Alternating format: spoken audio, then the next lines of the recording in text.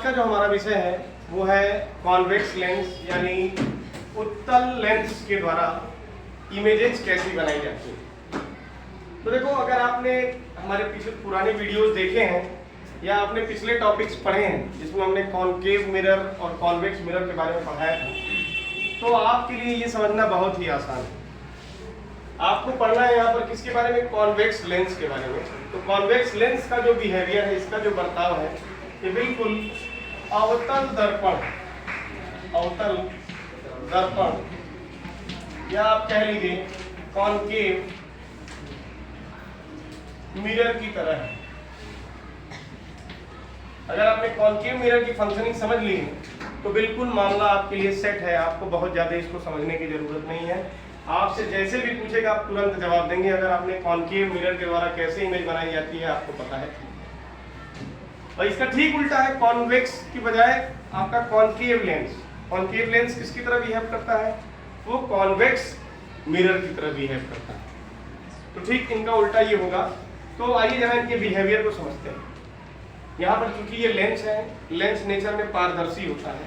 जितनी भी इसमें लाइट पड़ेगी वो सब कुछ पार कर जाएगी। मिरर के केस में क्या था कि लाइट टकराती थी, टकरा के वापस आती थी और तब इमेज उसी पर बनता था। अभी क्या होगा, जो भी इमेज बनेगी वो इसके इस पार बननी चाहिए। ज्यादातर केसेस में एक केस ऐसा होगा जिसमें इमेज लेंस से पहले ही बन जाएगी और आभासी बनेगी। आइए सबसे पहला केस देखते हैं। अगर हमारा ऑब्जेक्ट क्या है, इनफाइनाइट दूरी पर है, अनंत दूरी पर है, इसकी दूरी को हम मेजर नहीं कर सकते, यानी नॉन मेजरेबल डिस्टेंस पे हमारा ऑब्जेक्ट रखा हुआ है अगर, तो इस लेंस के सामने यदि ऑब्जेक्ट है हमारा जिसकी दूरी को हम मेजर नहीं कर पा रहे हैं, यहाँ से यहाँ तक की क्या दूरी है, तो ऐसी दूरी को हम अनंत मान लेते हैं। तो अनंत पर अगर हमारा ऑब्जेक्ट है तो उसकी इमेज जो है वो कहाँ बनेगी?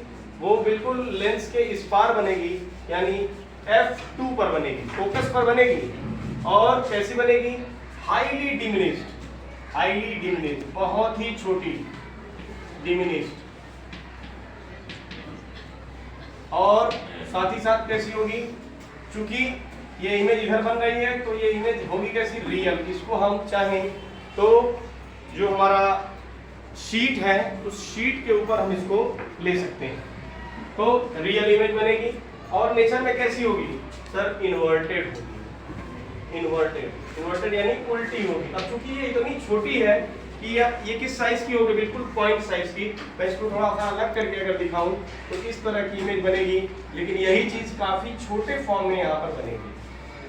तो हाईली डिमिनिश्ड इमेज बनेगी आपके कॉन्वेक्स लेंस के थ्रू अगर, या इसके सामने अगर कोई ऑब्जेक्ट रखा जाता है तो। और कहाँ बनेगी? फोकस पर। अब चूंकि इसमें दो फोकस है, लेंस है, तो ये पहला फोकस हो गया और ये दूसरा फोकस हो गया। क्यों? क्योंकि सर ये इधर की तरफ है, इसको f2 मान लिए, जो इधर की तरफ है इसको मान लिए f1। अब ये भी किसी न किसी एक स्फीयर का हिस्सा अगर माना जाए तो ये सेंटर ऑफ कर्वेचर होता है। लेकिन लेंस के केस में सेंटर ऑफ कर्वेचर शब्द यूज नहीं करते हैं। हम कौन सा शब्द यूज करते हैं? 2f1 यूज करते हैं। 2f1 और 2f2, यानी f1 का 2 गुना। हालांकि देखा जाए तो बराबर उसी के हैं। जैसे उसमें केस में, मिरर के केस में क्या था? f = r/2, यानी रेडियस का वो आधा था। यानी जो आपका r था, यानी यहाँ से यहाँ तक की जो दूरी थी वो हमेशा इसके दोगुनी थी। तो वही चीज यहाँ पर भी है, लेकिन यहाँ पर जो हम डिनोट करते हैं इसको 2f1 से डिनोट करते हैं। केस नंबर 2 समझते हैं, जरा देखते हैं क्या कहता है। कहता है आपकी बार जो आपका ऑब्जेक्ट है वो किसी एक मेजरेबल डिस्टेंस पर आ गया, एक निश्चित दूरी पर, मान लीजिए 10 मीटर की दूरी पर, 5 मीटर की दूरी पर, 7 मीटर की दूरी पर, ऐसी दूरी जो मेजर की जा सकती है। तो ऐसे केस में क्या होगा भाई? अगर मेजरेबल डिस्टेंस पर है तो 2f1 के बगल में इसको रख देते हैं। आपका f1 ये हो गया, ये 2f1 हो गया, इसके आसपास कहीं होगी वो। तो यदि आपका ऑब्जेक्ट इधर कहीं है तो उसकी इमेज कहाँ बनेगी? f2 और 2f2 के बीच में। हमने पिछले केस में भी देखा था, जब हम कॉनकेव मिरर का केस देख रहे थे, कि जैसे जैसे हम आगे बढ़ते जा रहे थे इमेज वैसे वैसे दूर भागती जा रही और साइज वैसे वैसे इमेज का क्या हो रहा था? बड़ा होता जा रहा था। वहाँ यहाँ भी वही स्थिति बन रही है। देखिए अभी क्या हुआ कि ये जो हमारा ऑब्जेक्ट है ये यहाँ पर रखा हुआ है, इसकी देखिए थोड़ी सी छोटी इमेज बनी है, लेकिन पिछले वाली की तुलना में क्या है? बड़ी। तो डिमिनिश्ड इमेज बनेगी लेकिन कैसी? इन्वर्टेड, उल्टी इमेज रहेगी। और कैसी होगी सर? रियल होगी। 3 इसकी खूबियां होंगी और लेंस के इस पार बनेगी। तीसरा केस देखते हैं।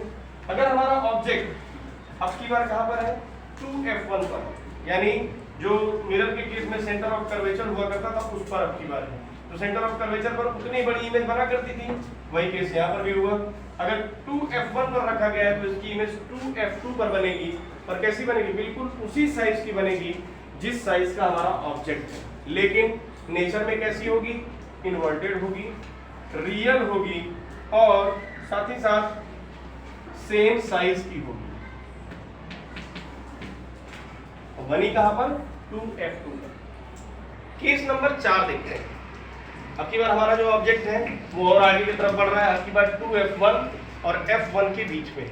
हमने बताया था आपको कि जैसे जैसे ऑब्जेक्ट आगे बढ़ेगा उसकी इमेज वैसे वैसे आगे की तरफ बढ़ती जाएगी। तो वही हुआ, f1 और 2f1 के बीच में जब ऑब्जेक्ट को रखा गया तो इमेज क्या होगी? बियॉन्ड 2f2, यानी थोड़ा सा इससे और दूर चली गई। लेकिन अब की बार जो इमेज बन रही है ये कैसी है? एनलार्ज है, लंबी है, बड़ी है, ऑब्जेक्ट के साइज से बड़ी इमेज बन रही है, लेकिन अभी भी इमेज कैसी है? रियल। और किस जगह पर बनी? बियॉन्ड 2f2, 2f2 के बगल में। 3 बातें हमने इसके बारे में समझ ली। केस नंबर 5 देखते हैं। अगर हमारा ऑब्जेक्ट आकर के ठीक f1 पर ही खड़ा कर दिया जाए तो f1 या f फोकस का संबंध अनंत से होता है, अनंत का संबंध फोकस से। तो जैसे ही हमने अपना ऑब्जेक्ट फोकस पर ले आकर के रखा, इसकी इमेज बनेगी कहां पर? इनफाइनेटिव पर। नेक्स्ट आखिरी है हमारा, ये हमारा ऑब्जेक्ट जो है यहाँ पर रखा हुआ है f1 और ऑप्टिकल सेंटर के बीच में। f1 और ऑप्टिकल सेंटर के बीच में। तो हमने क्या देखा कि चूंकि हमारा जो ऑब्जेक्ट है ये काफी क्लोज आ गया इस लेंस के, तो क्या हुआ कि सर इसकी इमेज जो बनी पीछे की तरफ, यानी जिस तरफ हमारा ऑब्जेक्ट था उसी साइड में हमारी इमेज बनी, लेकिन कैसी बनी? वर्चुअल बनी। ये बहुत इंपॉर्टेंट पॉइंट है, ये पूछा जाता है। ये इमेज कैसी बनी? वर्चुअल। और कैसी बनी? इरेक्ट, सीधी बनी। और किस तरफ बनी? सर इधर के ही तरफ, आपके जिस तरफ हमारा ऑब्जेक्ट रखा था उसी साइड या नियर बाई 2f1 के बन गई। तो उम्मीद है दोस्तों ये 6 केस आपको समझ में आ गए होंगे। अब इस पर आधारित सवाल आपसे पूछा जा सकता है कभी भी 1 नंबर या 2 नंबर में कि आपका ऑब्जेक्ट सेंटर ऑफ कर्वेचर पर, सॉरी यहाँ पर तो केस f1 और f2 का है, तो आपका ऑब्जेक्ट 2f1 पर रखा हुआ है। बताइए इसका इमेज कहाँ बनेगा? तो सर इसका इमेज बनेगा 2f2 पर। ये वाला